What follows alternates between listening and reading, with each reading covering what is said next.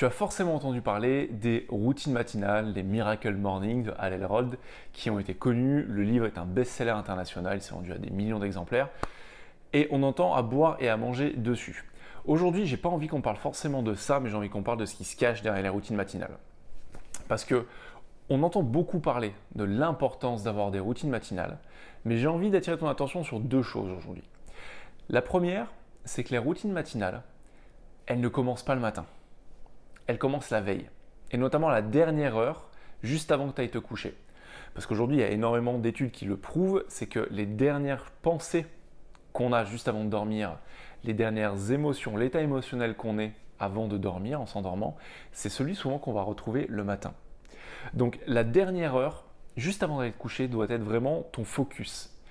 Ça doit être un moment où tu te détends, où tu te relâches, où tu poses les trucs à l'écrit, où tu te parles à toi-même pour extérioriser ce que tu as en tête, pour éviter de te coucher avec, et surtout ne pas travailler, ne pas t'endormir avec des soucis.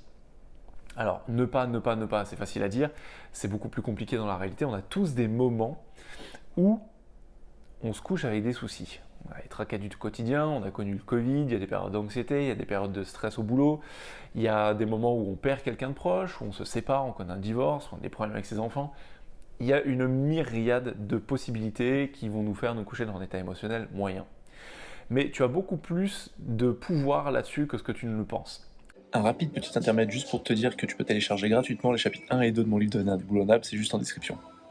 Tu peux, en faisant quelques exercices de gratitude, en pensant à des choses agréables, en pensant à quelqu'un que tu aimes profondément, paramétrer cet état émotionnel. Et il est très important. Donc la première chose, c'est ça. C'est vraiment de faire attention à la dernière heure, juste avant d'aller te coucher. C'est essentiel pour la qualité de ton démarrage le lendemain matin. La deuxième chose, et là je vais parler de la Miracle Morning, des routines matinales, des habitudes matinales, de comment démarrer ta journée du bon pied. Il ne faut pas faire amalgame entre les pratiques et la dynamique que tu veux créer derrière. C'est deux choses totalement différentes. Si tu lis le bouquin Miracle Morning, je te parle de celui-là parce que c'est le plus connu du monde. On va te parler d'écrire, on va te parler de méditer, on va te parler grosso modo de prendre du temps pour toi, de faire du sport, des étirements, de faire des affirmations positives. On peut y caler absolument tout ce qu'on peut. T'aimes faire des puzzles, fais des puzzles. T'aimes faire un Scrabble, fais un Scrabble.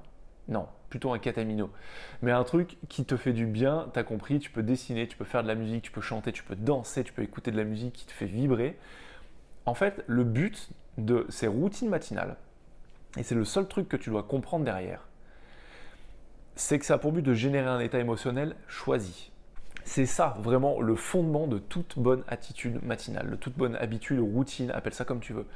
Le plus important en fait, c'est de se dire, le matin quand tu te lèves, tu as le choix de partir dans le mouvement, de te laisser entraîner par le mouvement de l'eau, comme si tu te jetais dans une rivière et tu te laissais dériver comme ça en disant on verra bien là où la journée me mène. Ou tu peux faire le choix conscient, et beaucoup plus facile que ce que tu ne le penses, mais le choix conscient de choisir l'état émotionnel dans lequel tu vas être aujourd'hui.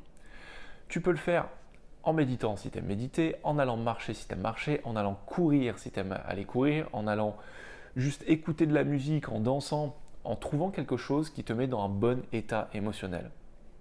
Et le petit truc en plus que tu peux faire pour vraiment améliorer ça, c'est simplement fermer les yeux, prendre des respirations et te concentrer sur une petite visualisation de toi dans tes meilleures dispositions, de te dire à voix haute, aujourd'hui ça va être une super journée, je suis curieux et excité de voir comment elle va se dérouler.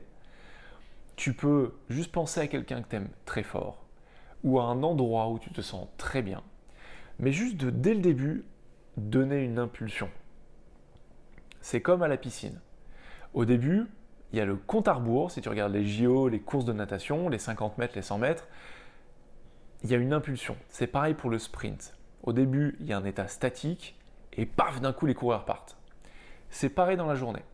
Soit tu décides de partir tout doucement et de voir où les choses vont te mener, soit tu peux mettre juste une petite impulsion de bon matin en te disant voilà la direction dans laquelle je veux aller. Moi, par exemple, ce matin, je me suis levé, je suis allé sur ma terrasse, j'ai regardé un peu le paysage, j'adore faire ça le matin. Je me pose dans mon fauteuil dehors, je regarde les choses et je me dis aujourd'hui, je suis curieux de voir comment la journée va se dérouler. Je suis excité de voir les nouvelles choses qui vont arriver. je le fais pas tous les matins. Il y a des matins où j'ai d'autres intentions. Mais grosso modo, depuis quelques semaines, c'est l'intention de départ de ma journée, celle avec laquelle je veux initier du mouvement. Parce qu'une fois qu'il y a de la curiosité et de l'excitation, souvent on a le sourire. Et on est en recherche des choses positives, des choses intéressantes de la journée. Et il ne faut pas oublier que fondamentalement, on est des chasseurs-cueilleurs à la base.